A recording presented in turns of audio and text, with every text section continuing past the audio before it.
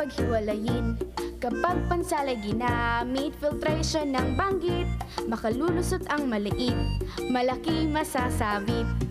Kung walang pangsala, wag mabahala, decantation ang gamitin. Solid, pababain. Liquid, isalin.